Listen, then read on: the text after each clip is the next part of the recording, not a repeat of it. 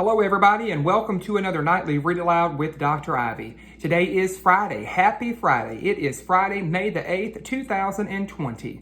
Tonight marks our 40th nightly Read Aloud during school closure. For those of you that are just now joining us for our nightly Read Alouds, allow me to introduce myself. My name is Trevor Ivey, and I am a local educator here in Sumter County, South Carolina. And like so many of my educator colleagues right here in my very own community, across the state, the nation, and even the world, are being asked to step up and out of their comfort zone to completely redesign teaching and learning experiences to keep our children meaningfully engaged during this challenging time when schools are closed, but learning continues from home. To that end, I have dedicated myself to a nightly Read Aloud sharing on Facebook at 8 o'clock p.m. Eastern Standard Time each school night. This marks the last night of our 8th week of Read Alouds during school closure. Our Read Aloud for tonight is a funny book, but has a very powerful message about the story of friendship. The title of tonight's Read Aloud is Felipe and Claudette.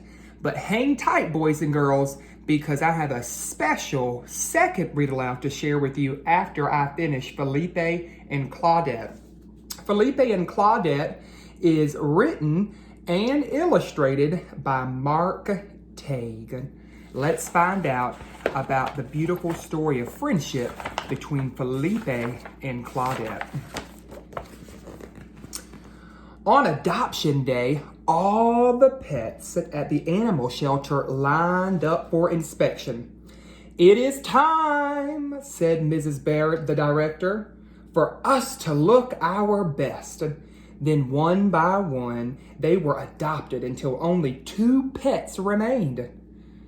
You guessed it, it was Felipe and Claudette. "What will I do with you?" fretted Miss Barrett. Usually her parrots were adopted very quickly, but not these 2 pets. They had been with us at the animal shelter for ages.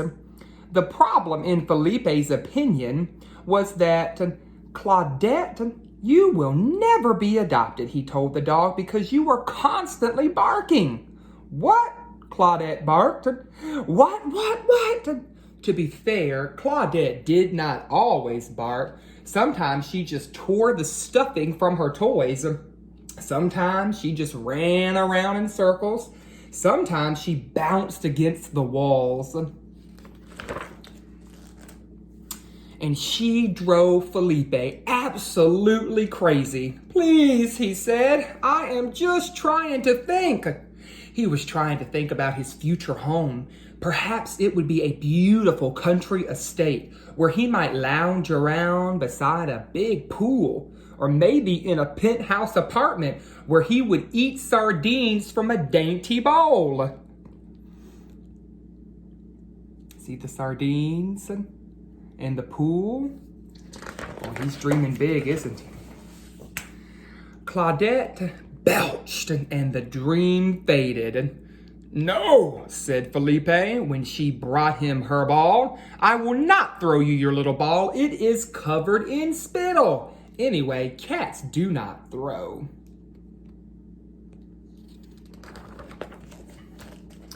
More puppies came to the shelter, and then some more kittens came soon thereafter. Soon it was adoption day all over again. "Time to look our best," said Mrs. Barrett. They did, and they were all adopted.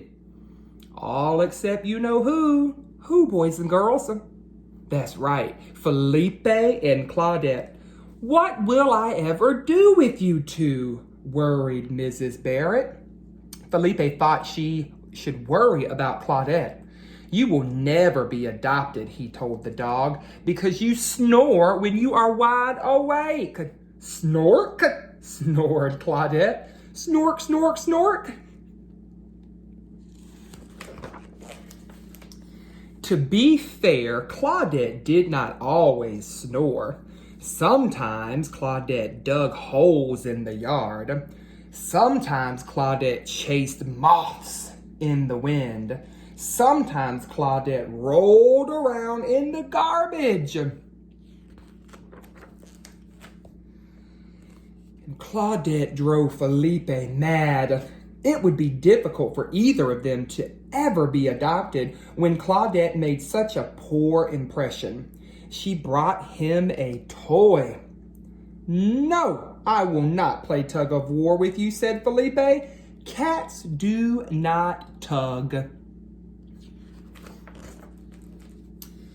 Soon, boys and girls, more kittens came to the shelter.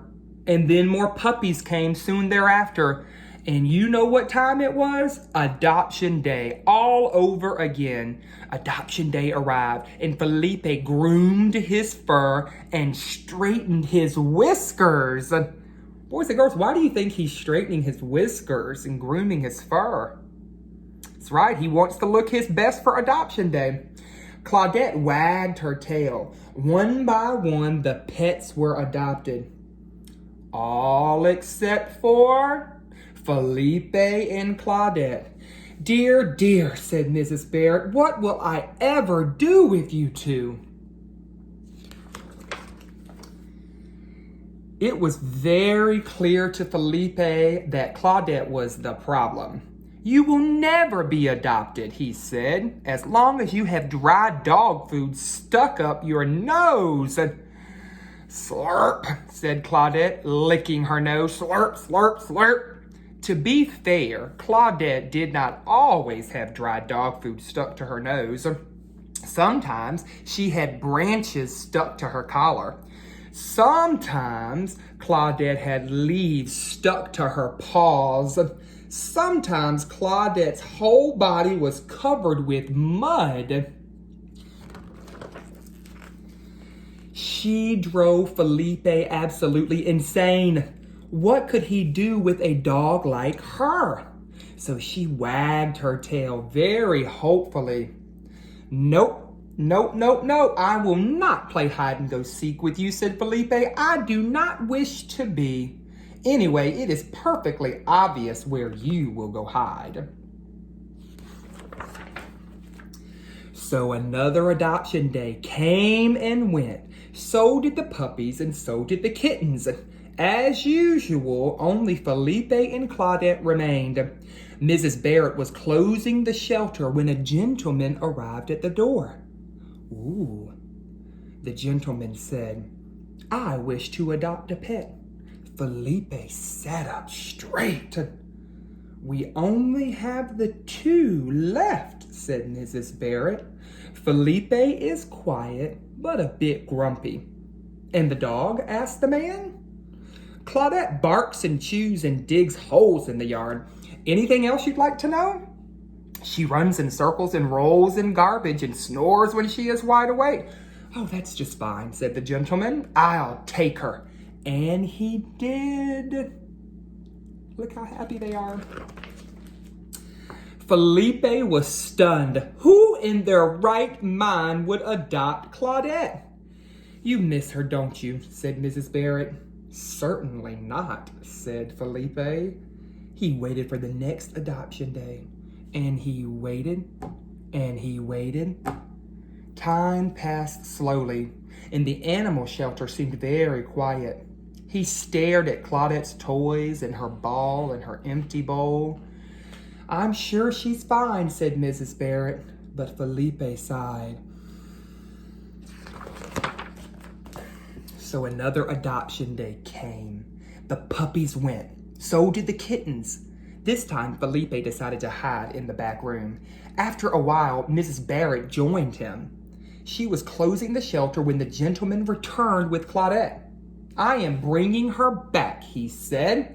"She is not the dog I thought she was. She doesn't play, she doesn't chew, and she certainly does not run around in circles like you said. She doesn't even bark. All she does is mope." Boys and girls, do you know what mope means?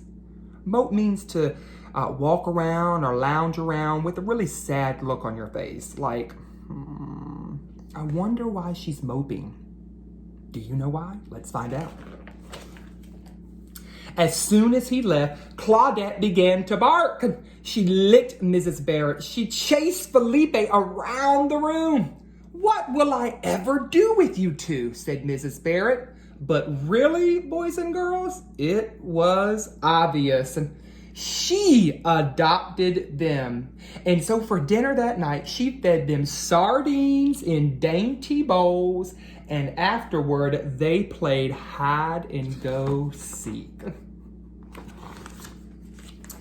Felipe was very happy to be it. The end. So boys and girls, what a very funny, heartwarming story. A great read aloud for tonight about the importance of friendship.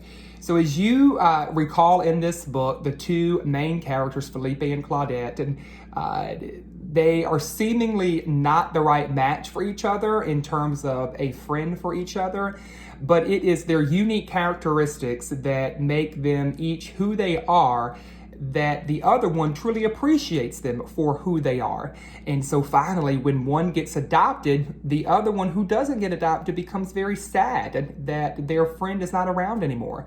And the same situation played out for the one who was adopted. She was missing him, left back at the shelter.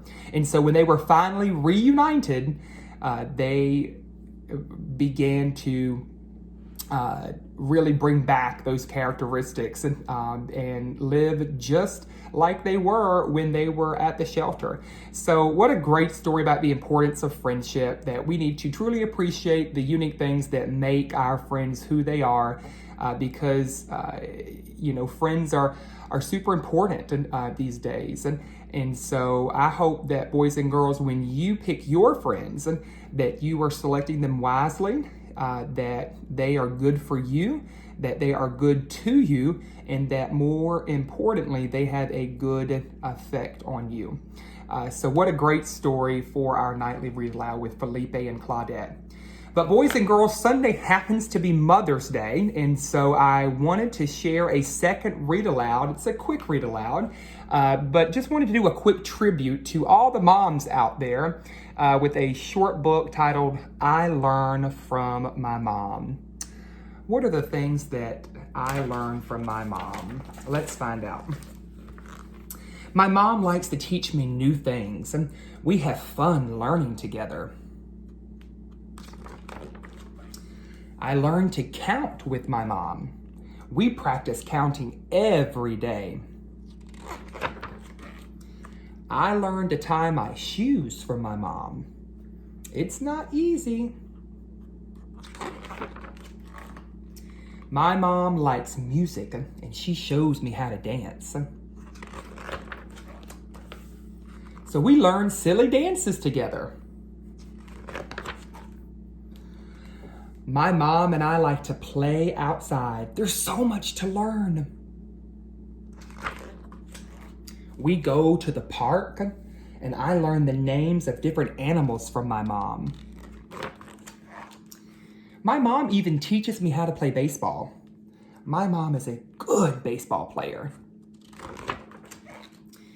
She teaches me how to hold a baseball bat. It's fun. My mom knows so many great things, and she is a great teacher. The end. So just a short book to pay tribute to all of the moms out there. You are just awesome people. I know that I learned so much from my mom, and just thinking about the things that she taught me over the years. That's what this day is all about coming up this weekend. So boys and girls, here is your fair warning. It is Mother's Day this Sunday. You have time to still design that card, to make the perfect gift for that special mother in your life. So happy Mother's Day to all the mothers out there. All right, boys and girls, before we say goodnight, before we brush our teeth and get into bed, let's take a moment to engage in our nightly reflection with our 4 questions. Question number 1, what was your most favorite part about today?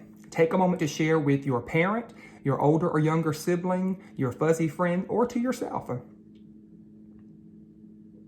Question number 2, what was your least favorite part about today? Question number 3, If you could go back and change one thing about today, what would you change? And question number 4, what's one thing you hope is going to happen tomorrow? All right, boys and girls, that does it. Thank you for joining in for another Nightly Read Aloud with Dr. Ivey. We have finished our 40th Nightly Read Aloud. Remember, if no one has taken the opportunity to tell you that they love you today, that they care about you today, Dr. Ivey is here to tell you that he loves you and he cares about you so very much. And again, happy Mother's Day to all of the mothers out there. I hope you have a wonderful weekend. And boys and girls of all ages, we'll see you right back here on Monday as we kick off week 9 of our Read Alouds with Dr. Ivey during school closure. Have a good night, everybody.